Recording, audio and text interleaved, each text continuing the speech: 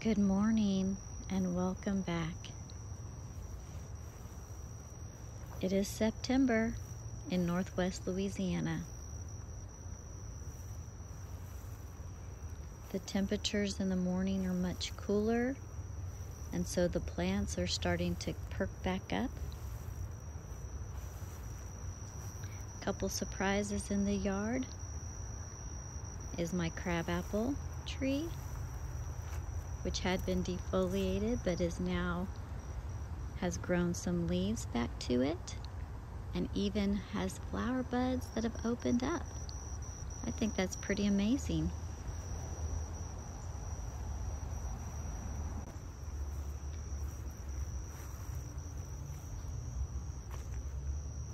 The hosta, guacamole hosta that I transplanted, is still surviving, and it has a new leaf.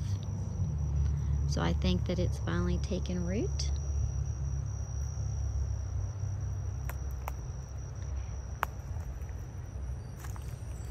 So as the temperature has started to drop, it's getting closer and closer to where I can pull up some of these shrubs and transplant them in better locations. But my hydrangeas back here, the big leaf hydrangea, I believe these are the ever blooming hydrangea. They are doing really well, growing and setting their flower buds. In fact, I have new flower bud sets, so I can cut those old ones off. My hosta that I transplanted from the front yard, I divided it. It's doing well.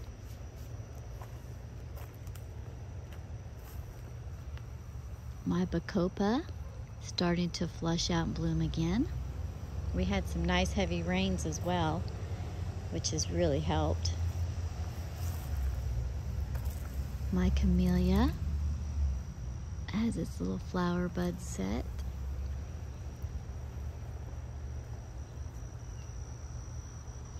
I did that little container not too long ago, so I don't think that's made it into a video, but it's just a variegated potato vine, some catharanthus, which is just like a mini vinca, and I forgot what this is.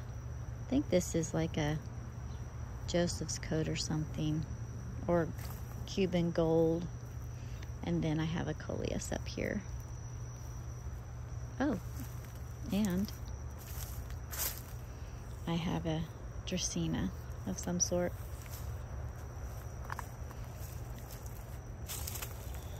My rose that I dug up, hoping to save, I don't think it's going to live. But when I did that, I got some volunteer. I think this is a salvia of some sort, or a sage. Not 100% certain about that, because I don't recall having it planted over there.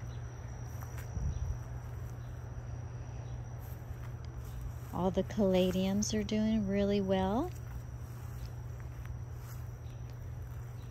Zinnias doing well. They're all starting to perk back up some. I do have some Christmas hellebores that I have in that pot, and they still look like they have flowers on them, but those are the little petals that are behind the actual real flower petals. I think they're called sepals. Oh, we had a storm, so I got a couple things that have blown over that I'm going to have to fix. And I came over here the other day and I was like, this area looks so empty. I could have swore that I had planted something. But maybe not. Maybe it's just I've been removing the liripe, so it looks a little bit more open.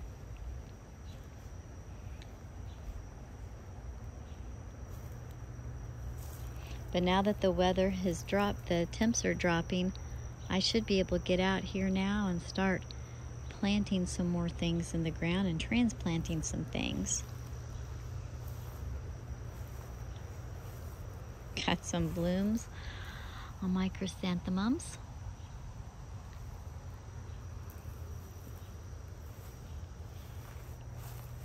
This is one of the perennials that I need to transplant because it never really blooms well. It does not get enough sun.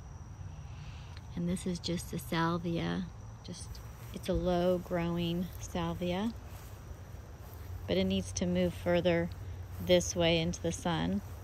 Another chrysanthemum that's trying to bloom. It's obviously yellow. I've forgotten about them, so if they come back, great. If not, it's okay. I'll be able to get my amaryllis in the ground here shortly.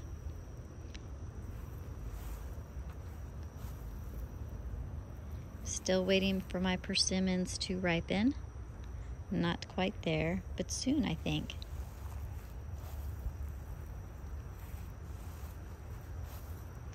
Blue Days is definitely a winner for southern gardens.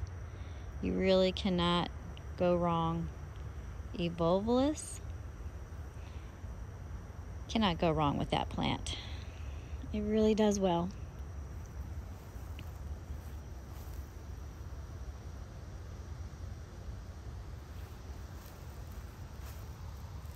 This is Pink Perfusion Salvia.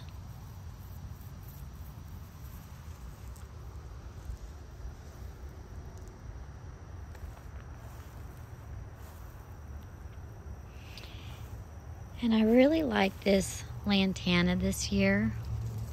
I'm hoping I can overwinter it. It's so pretty, but I really love it next to this color of zinnia.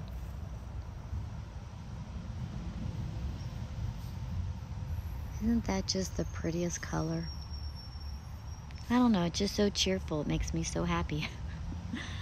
Love it. And I'll be able to transplant my asparagus soon. I think the weather's just hitting that sweet spot.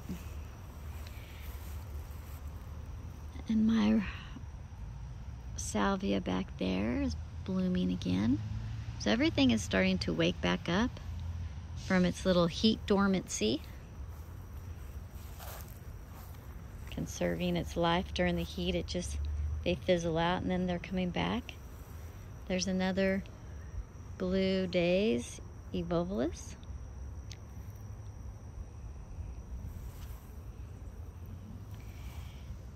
This one Terenia. Wow. And then my Morning Glory shrub is definitely much larger. So this gets really good sun right here. And so it's growing straighter than some of my other ones in the yard. There's another one back there that was way below the brick level. It's really taken off. My limelight hydrangea here, again, I think the water was not getting to it like it should, so it dropped a lot of its leaves. It's not looking so good, but that's actually okay because this is the one that I will be transplanting. So I'm okay with that because I was going to have to cut it back anyway so that it could put all of its energy into rooting back in. Oh, we got a visitor. Look at that.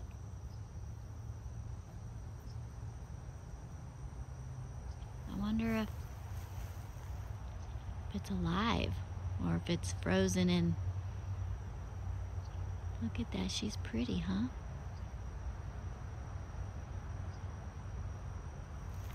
She's not moving away from me, so she may be a goner. You awake? Oh, she's barely there. Hmm?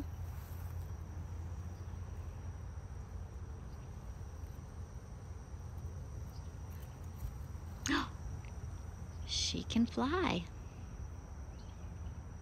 Oh, guess I woke her from sleeping. Sorry.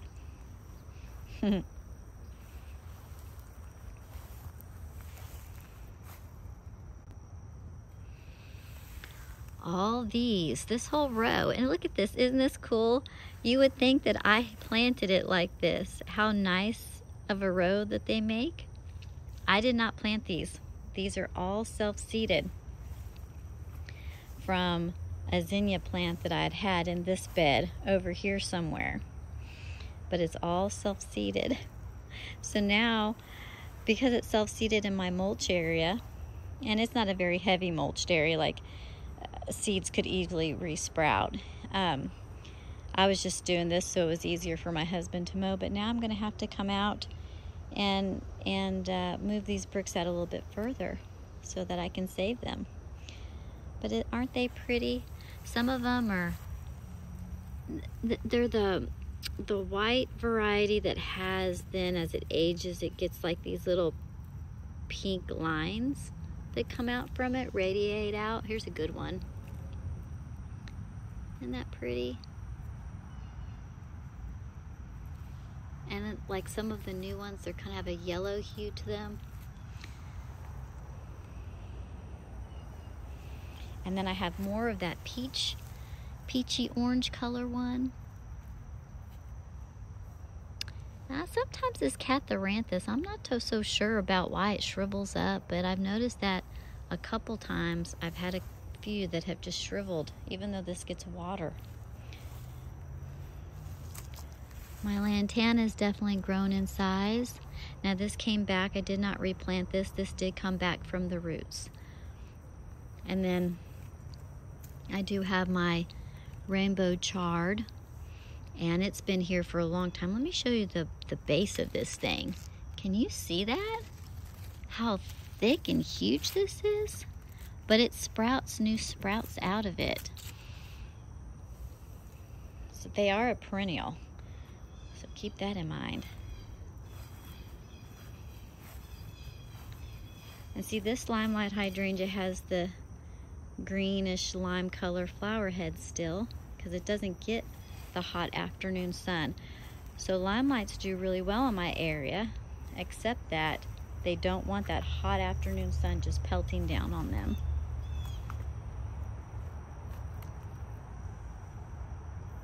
This is that white iceberg rose. This is the same rose, not the same as that, but the variety that I dug up and put back there that I said that's not going to probably live. This is the same variety, and I was going to pull this one up, but I've decided not to. I'm just going to do everything I can to spray it and keep it from getting sickly. It did a lot better than the other one did. The other one, for some reason, just couldn't keep its leaves. And I've mentioned in a video in the past that I'll be doing something with that hydrangea. It's a big leaf hydrangea. It does not like full sun. It does need mostly shade. I have two others that I showed you earlier over there. Not the same variety, but this one, I've had this the longest, in fact. This is my oldest one, that's why it's so large, but it cannot get the sun. This is what happens. It just, I mean, that's all from the sun. Sun scorch. My beauty berry is starting to color up its little berries. Now this hydrangea doesn't get this afternoon sun, kind of like the other limelight. This is a blushing bride, but it's also protected from the afternoon sun, so it does well. Both of them get morning sun, but this one does not get afternoon sun, and the other one, that crispy bride one right there, does.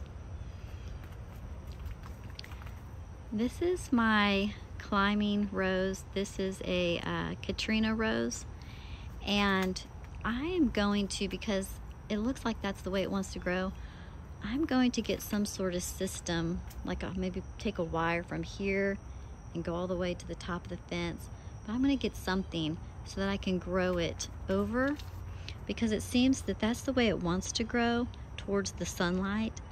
I do have some of it going up into my tree. I don't know if you can see it, but anyway, I have to figure out what to do with it. I haven't done a lot because of the heat. A lot of these things I've just been putting off, but I'm going to tackle it But I do see that I have some of that holly tree starting to grow from the base, so I need to cut that.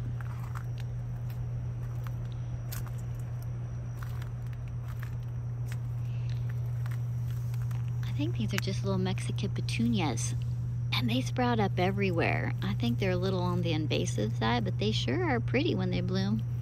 It's kind of hard to consider them a nuisance, but I do expect to have to pull some up because they do spread. Got to touch the basil and get that scent going. Smells so good. And this basil came back for me this year. I just throw the seeds out. I actually like the color of the plant. I like the way it looks. Its leaves are pretty.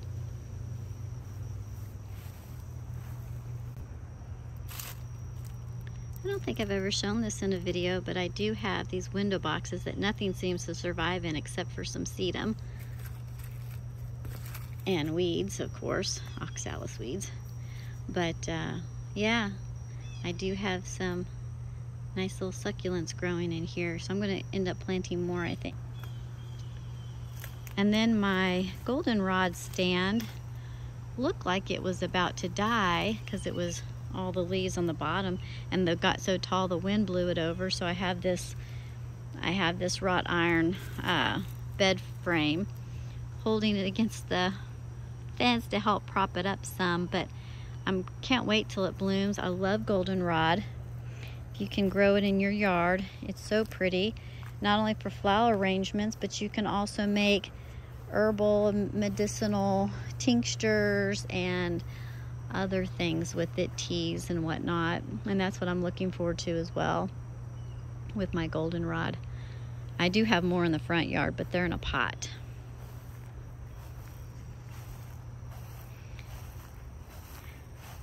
Also, you can never go wrong with spirea. This is the double play doozy, and it leaves out new leaves that are a burgundy purple color. Those are the new leaves, and then the flowers are very pretty. I don't have any that are fully open, but you can kind of see the color of the flower, kind of a fuchsia pinky color. And then when the blooms dry up, they're not ugly, you know, they're kind of pretty. They almost have like an orange coloring to them at first, and then of course they get ugly when they turn brown like this, but by then they kind of just fall off and you don't see them. I haven't had this spread in the yard as far as seeds or anything like that. I do know that if the limbs touch the ground, they can root wherever there's a leaf node. So you do want to watch that if you don't want a huge hedge of them. I would suspect that I have 3 plants in here, but I would suspect that I have a couple new rooted portions in there because I found a couple before. So like this one, I think. Oh wait, yeah. Is that, yeah, I can see where it's coming from, the base of it, and the main plant is in there. And I think that this is, let's see, alternate. Yes, alternate. Yeah, so it has sent suckers. So when I clean this area up this fall, which I do plan to trim these back and down, I will clean up the suckers, maybe even transplant some of them. I have mustards growing everywhere. They obviously self-seed. I think I've decided that this little back patio area, I forget about it, and you really can't ever see the flowers. So I think what I'm going to do, and this is my plan, I'm going to leave the rose in the corner. But I think that I will probably take out this tree because I've never liked it. It is terrible for drawing blood. I don't know, we'll see. But I think I'm going to take out the ferns and I will end up relocating a lot of these flowers. And I think what I'm going to do is I'm going to build something. Well, here, let me go. This might make it easier. So I'm going to relocate the crepe myrtle to the front where I lost my roses. I think it'll like that space better anyway. But I think what I'm going to do is I'm going to have something built, like an awning, wood awning, or even a very strong wood or lattice awning. And I'm going to build it to come out and to rest upon the brick, perhaps. So it'll be pretty large. But I think what I want to do is plant. Now in Louisiana we can't really grow a lot of grapes, but I think that I want to grow some muscadine grapes. And I've been told or read that you get used to the seeds after a while, where they don't even bother you. But anyway, if it was a structure that I could grow the grapevines down, it'll create a nice little shady area in here perhaps. And or I could also just put something that goes right around the top of the door, so it's just right here, and have the vines grow from that side up and over and come down, and then leave this more sunny and to turn this into more vegetable space. Might even get away with maybe putting strawberries in here. It gets good sun, but it's kind of a waste to have flowery, pretty things in here because I don't come over here and sit very often. So anyway, that's what I'm kind of thinking. Maybe use this more for vegetable growing. I did last year, I grew cabbage and kohlrabi and bok choy in here and some kale. So that might end up sprouting up again too, because there should be a lot of seeds from those. But yeah, that's what I think I'm going to end up doing. But today I've got tennis all day today. I played in the morning and in the evening, so I won't be able to get out here today and do it. But I do need to get these in the, see my purple porterweed? The hummingbirds love this plant. Every year I'm going to propagate it and plant it.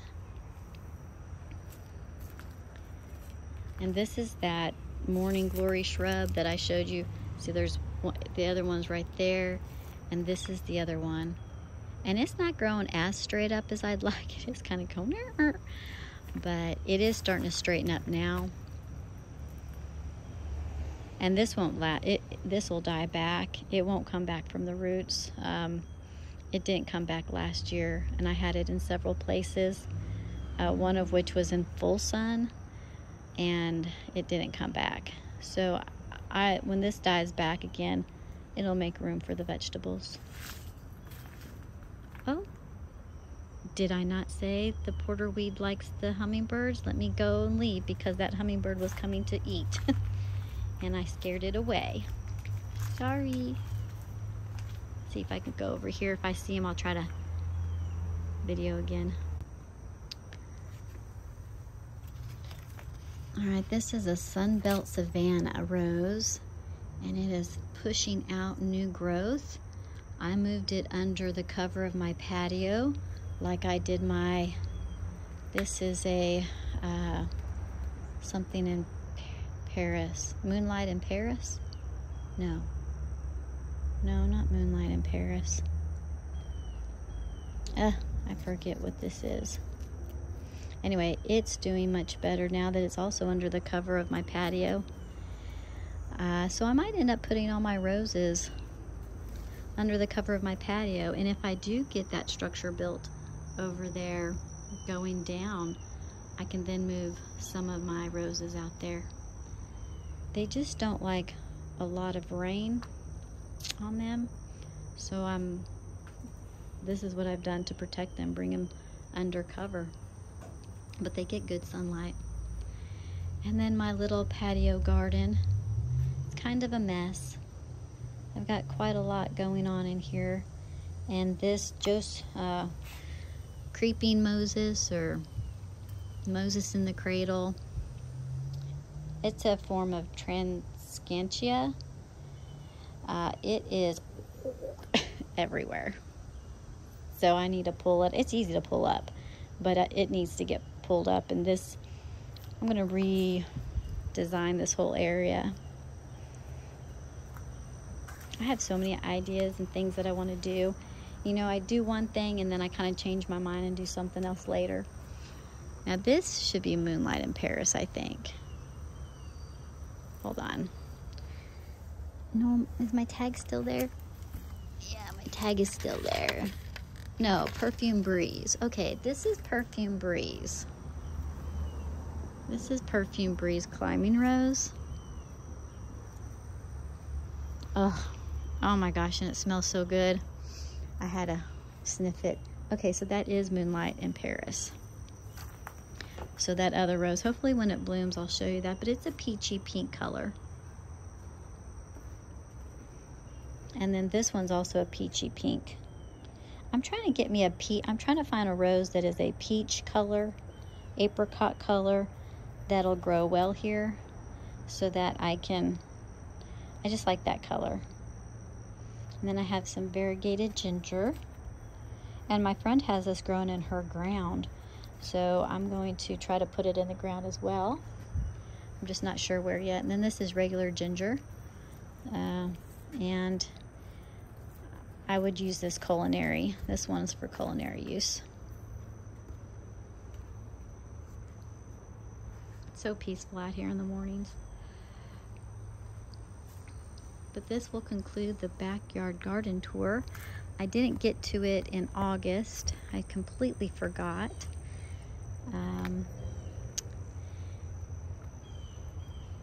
And I've got a lot going on, but this whole thing is gonna, there'll be a lot of changes in the coming months, and I'll take you along with that journey. Because some things I like, some things I don't like, some things grow kind of wild and not very, just not shapely. And so I will probably end up removing them. I've got a lot of this jewel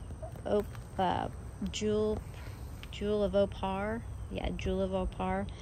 Got a lot of it growing, self-seeding in my yard. It's good for medicinal use, so I'm not going to get rid of all of it, but I have a lot of it, and I don't need all that. So I will end up moving some.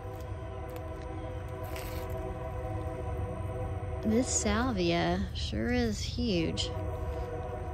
It's a good little salvia plant, but it's quite large, so I might have to end up moving that too. Or leave that and just move some of these other little plants that are getting smothered by it. And I can't wait for the sweet olive to bloom again. I just love the way this smells. And I'm training it into a tree shape. It will not stay in the shrubby shape. It will. I'm training it into a tree. Got that little mole or vole. I don't know which one I have, but got something in the yard causing some root disturbances. And I have gladiolas right here. I just don't know when they're going to bloom. I haven't seen them bloom yet.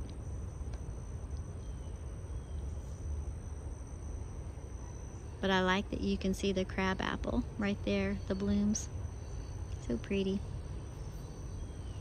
Anyway, that concludes the backyard tour. I will see you in the next one. Bye, everyone.